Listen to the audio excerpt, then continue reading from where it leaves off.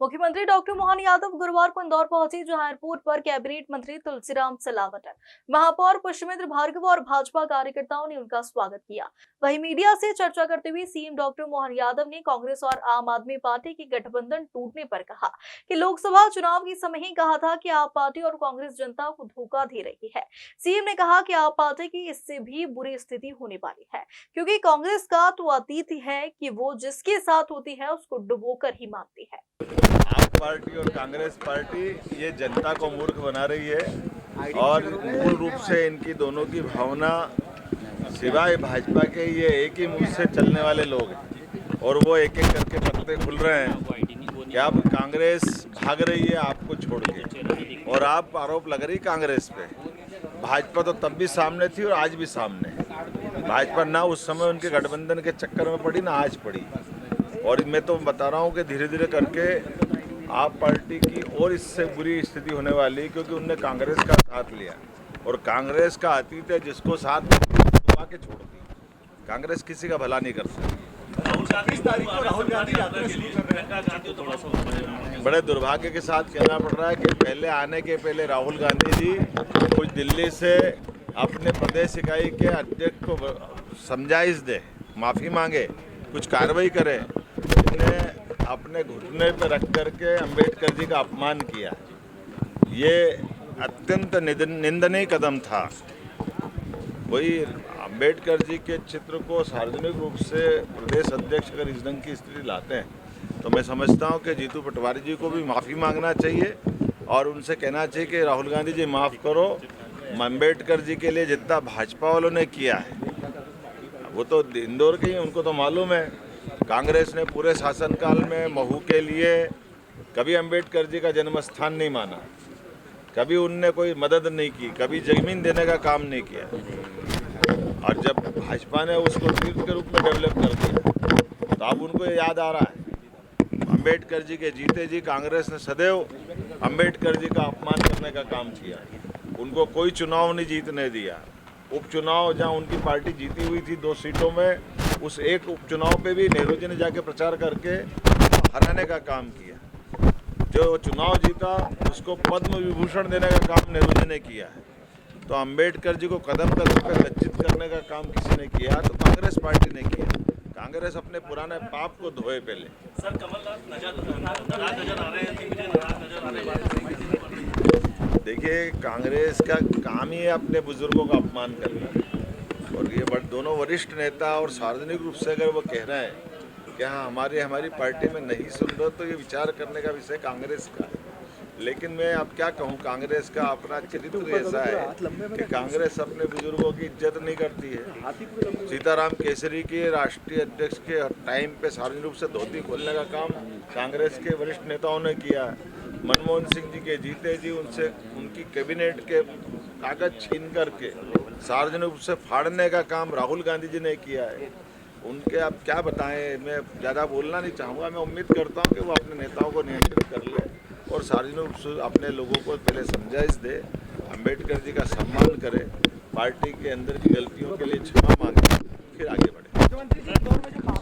अरे तुम लोग में अहमदाबाद तो चलो बता। मुद्दा ये है कि मैं आ रहा हूँ मथुरा से। मथुरा की बात करो। अरे कहाँ जानना चाह रहे हो, याद में दिला रही हूँ। मुझे इस बात की प्रसन्नता है मुझे इस बात की प्रसन्नता है कि हमने अपनी सरकार के गठन के समय इस बात की घोषणा की थी कि भगवान श्री कृष्ण कंस को मारने के पराक्रम के बाद भी शिक्षा की महत्ता स्थापित करते हुए तत्समय में उज्जैन आकर के सांदीपनी आश्रम में शिक्षा ग्रहण करने आए।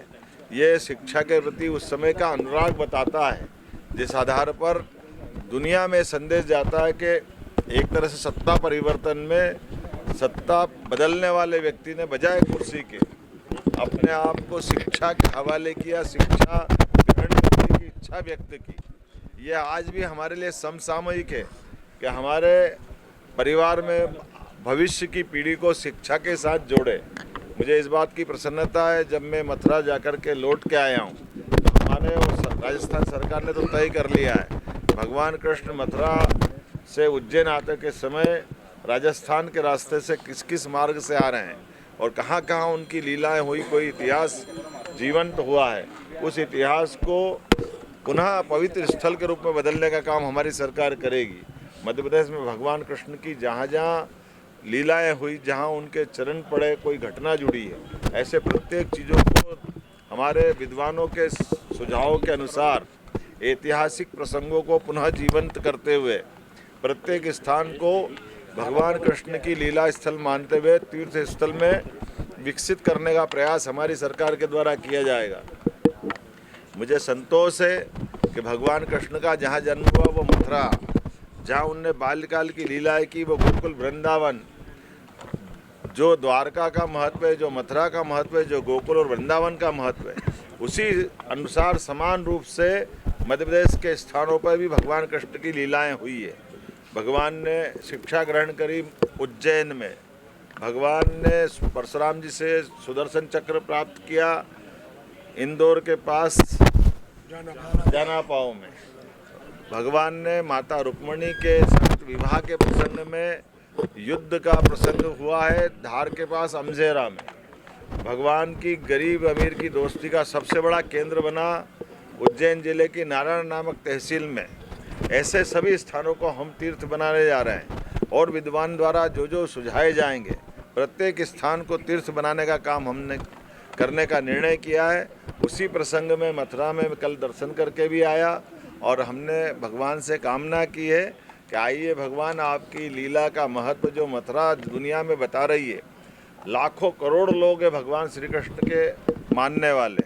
ऐसे में हम धार्मिक पर्यटन के आधार पर बाबा महाकाल के महालोक के बाद ओरछा के राजा राम लोग, दतिया में माता जी, सलकनपुर, ओंकारेश्वर, उसी तरह से भगवान कृष्ण के भी तीर्थ स्थान पर काम करते हुए हम धार्मिक पर्यटन में मध्य प्रदेश की बड़ी भूमिका सबको बताने का प्रयास करेंगे और दुनिया भर के भगवान श्री कृष्ण के भक्त मध्य प्रदेश से आकर के भगवान की लीलाओं के स्थल को जानने के लिए हमारे मध्य प्रदेश में अपना ध्यान केंद्रित करें और श्रद्धा के साथ यहाँ आए।